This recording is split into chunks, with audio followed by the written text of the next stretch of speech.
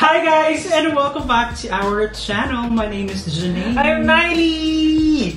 Ano yung suit mo ngayon? Susuot ko itong pamanang, ano tawag dito? Inol. Yun talaga yung pag-pronounce inol, pero kapag ka yung Tagalog or not used to that term, inol. Nagkaroon kasi ng Inol Fashion Week ang Miss Universe Philippines sa Sultan Kudarat. Yay! Ang gagawin natin is, papanoorin lang natin yung siyam na candidates na favorite natin kasi hindi May siya favoritism ka. Ganun talaga. Hindi kasi hindi naman natin kaya i-react yung the whole... Tsaka kailangan, supportahan mo yung mga bet mo. Kung sino yung sinusupport. So yan, i-alphabetical order natin yan. Meron silang parang dalawang exposure. Okay. Yung isa is naka-dress sila, tapos yung isa is yung inol na with the designer. Oh. May respective designer sila. Since time check is 10:45, without any further ado, kuda! let's watch Victoria Velasquez, Vincent. So yan yung kanyang introduction na Ang ganda. look. Bagay sa kanya yung may paano dito, papaliktek sa gilid. Yes, bagay na bagay yung floral din sa kanya. I think kanina dun sa float, nakita ko naka-floral din. Ang ganda talaga niya. Like, Tsaka kaya niyang igalaw yung damit. Kasi 'di ba dapat with minimal na movements, na sultry, ganyan. Ito yung sa mismong inol, kinemerot niya. wow! Diba? Uy, very modern na. Parang Parang salsa ba yun? Samba? Yung, alam mo yun, yung sayaw ng Spanish ng oo. samba. Halos hindi ko na... Nakikita ko yung inol doon sa may ribbon part. Yun nga, itong na to, sobrang minimal yung inol, no? Tsaka yung patterns niya doon sa Oh, yung black. Oh, yes. Yan, very specific kasi yung ganyang pattern sa inol.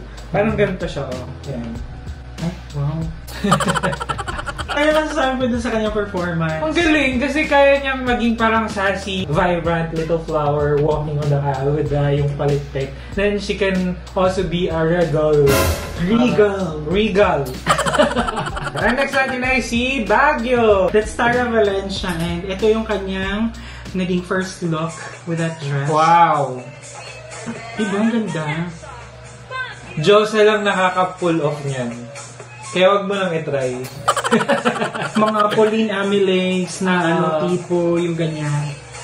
Kasi covered yung halos 1/3 of your body. So, face card lang talaga, tsaka how you move. Wow, galing. Ang ganda niya dyan. Balikat lang.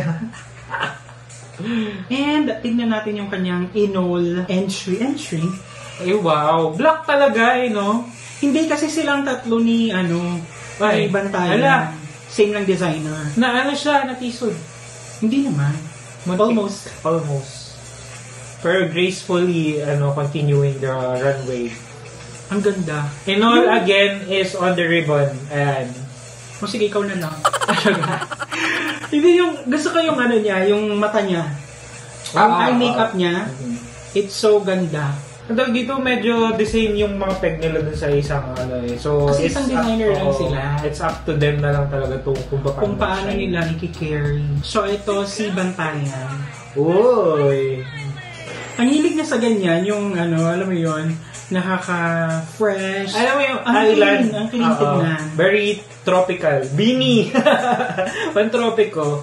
Ay, wow! Syempre. Wala siyang yung print na floral. Dinaan niya sa mga petals. Tsaka, alam niya on how to flaunt talaga kung ano yung maganda sa kanya. Like, yung legs talaga. Sobrang nag-improve talaga yung katawan ni Bantayan Island from the MUPH Cebu. Sobrang mas nag-tone. Oo. Siguro sigig workout. Workout noon sa ka. Ito ang kanyang inol entry. Ay, wow. May pa-flower ulit. For orchids.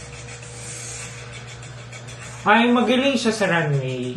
Like, she knows how to tsaka yung stare niya, yung emote niya,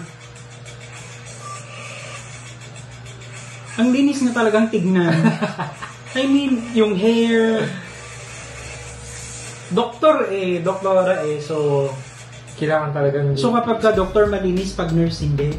Hindi naman. Kasi kailangan sa profession talaga, dapat kita pa lang na... pleasing, presentable, ganyan. Ayun. Hindi tayo mag-rate kasi I think di naman siya kasama sa prelims or sa activity. So, ano lang to, chill lang nila kasi bukas pa yung talagang national costume. And next natin ay si Kainta. Ito ang kanyang first look. Look at that. Wow! Gusto ko to yung... Very talaga. Tsaka nag-match yung color ng kanyang lips sa red ng kanyang rose. Very Curtis yung alam mo yun. And very friendly, yung aura niya. Siya talaga yung gusto kong kaibiganin na type. Ay, Depende na lang kung gusto ko niyang kaibigan. Baka naman. Char. Ganda. Mahirap dalhin yung ganyan ka-dark red ang na ganda niya. Otherwise, it would look like it's parang old. Pero sa kanya, tsaka yung hair niya ginulo. Pero ang ganda pa rin, ang glam. Galing nung styling. So ito ang kanyang inol. Yan. It's very modern. It's like Stacy knows kung ano yung kanyang assignment. And she delivers. Yes, kung ano yung pinasuot sa kanya, di ba? Alam niya kung paano dalhin. Anong tawag sa headdress? Turban. Oo, I love the turban. Hindi madaling, alam mo yun, pag di mo kaya, magmumukha ka nga. Wow! Di ba? And the walk, yung Madam! So next ang ganda natin, nung silhouette niya. Yung sa hair, sa side profile, yung ganito sa patadyong. And ang pinaka nagustuhan ko kay Stacy actually dito is sobrang yun na, alam niya kung ano yung assignment niya sa isang challenge or sa isang activity. Kasi nung pinakilala yung observation ko lang, nung pinakilala yung designer, di ba normally model pag pinakilala niya yung designer, kapalakpak. Yes. Siya pumalakpak talaga siya, yung alam niya, yung dapat, it's a respect, pay tribute to the one who designs. Di ba? Wala lang, share ko lang. Next natin ay si Cebu! That's Chris Tiffany Hanson. Ayan. Di ba? Sino magkakalang 34 years old yan?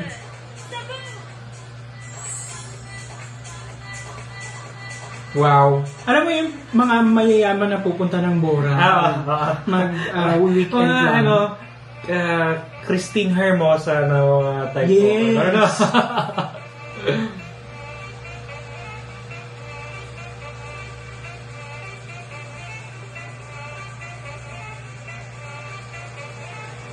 Mahirap i-pull off yung damit niya kung hindi ka kasi hindi sobrang flowy siya na alam mo yun? Otherwise, magmumukha siyang normal na mantel. Or lotion. Oo. Or magmumukha siyang dusted. Yes. Pero kapag sa kanya mukhang social. Pupunta talaga siya ng Boracay, mga Palawan.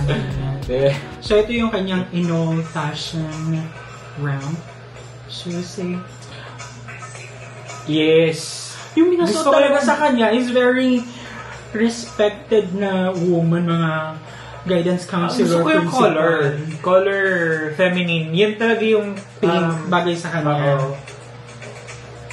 Nag-complement sa kanya. At saka hindi ganun ka-common kasi sa inol yung ganyang color pink tone. na pinapartner sa ganyang silk na. So parang feeling ko very special siya. Ang next natin ay si Ilo. Ito na. Ito yung kanyang first look for the dress. Actually, yung ganito, medyo hindi ako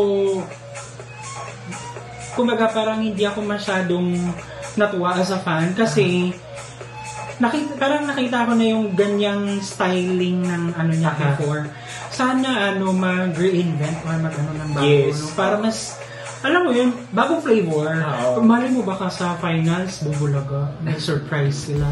Kaya parang ganyan yung kanilang... Oo, yun din siguro. Kasi parang ang branding niya dito is parang Glamazon siya na kung kumaga teletile lang, super strong na siya. Tapos biglang sa finals night ay naging sobrang soft.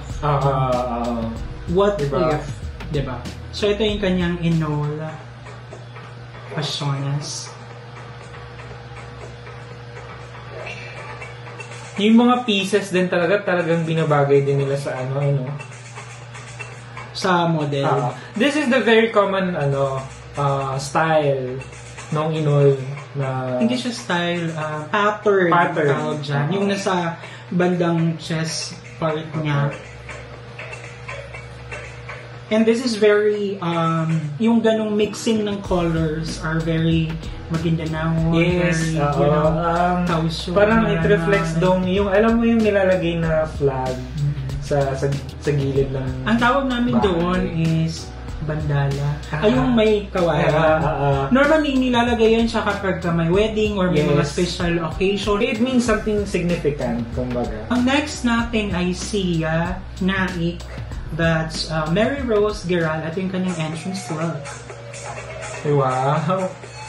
I love the colors. Another madam. Diba? And gustong-gusto ko talaga yung luminous na skin. Tama ba yung term? Nag-glow. Yung ganda. I mean, one thing is to wear flowy and another thing is to wear na colorful Otherwise kasi mahirap madodrown ka sa mga bagay-bagay pag hindi mo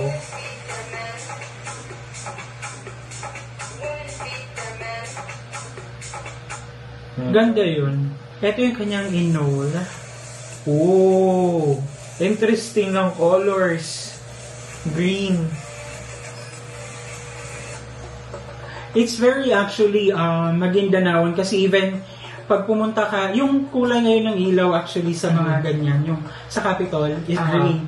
Pag pumunta ka dun sa Cotabato na bagong munisipyo, pag gabi, I don't know if green pa rin yung karamihan. Ako siguro, as a designer, gusto ko yung part nung Inol na pattern, yung color scheme niya, except yung green. Yung parang vest, di ba? Okay na sana. Yes. So, ang next natin ay si Atisa Manalo from Quezon Province. Ito yung kanyang entrance look. Grabe ang... Yes. Ang balakang!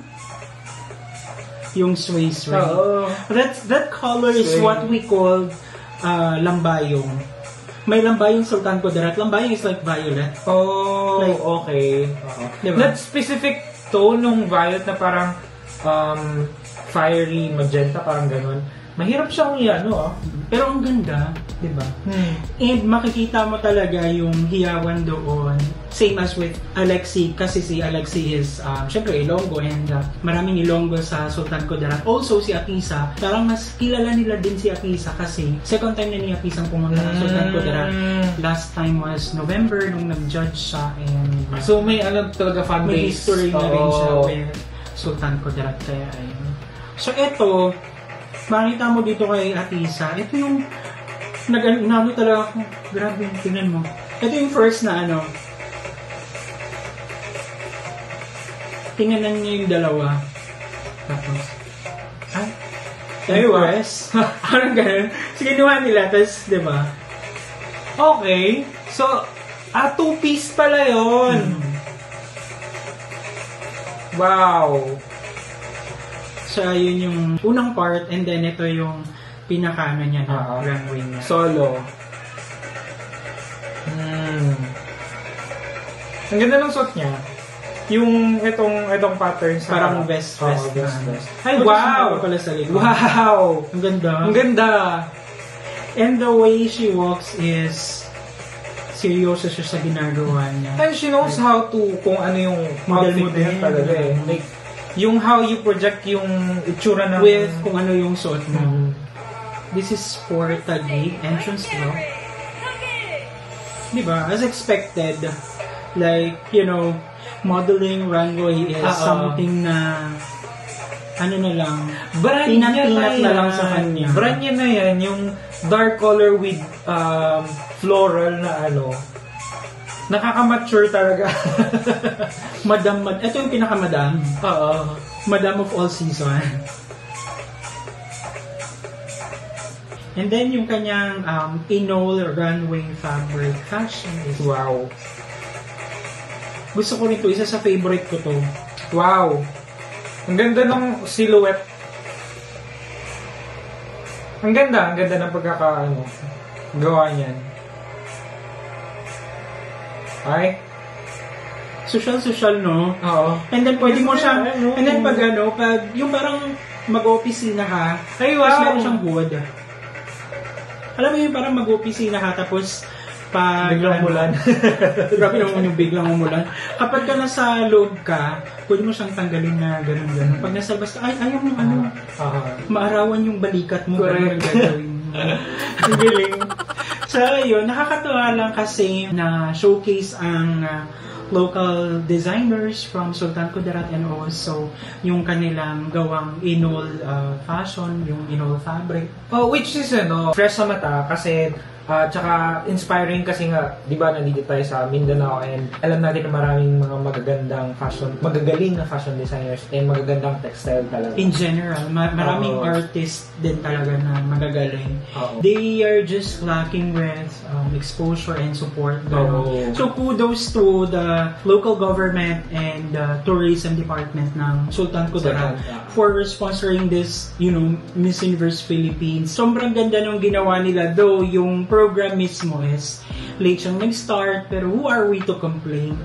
Diba? We don't know what's happening behind the program, diba? So, ayun guys, thank you so much at sinamahan niyo nung sa nagdaang video. If you like this video, don't forget to give it a thumbs up. If bago kayo sa ating channel, don't forget to subscribe and that notification bell para updated kayo sa ating mga next uploads. Ayan guys, thank you so much for watching our videos. We have a lot of videos done and we have a lot of videos coming. So keep watching us. See you on the next video. Bye!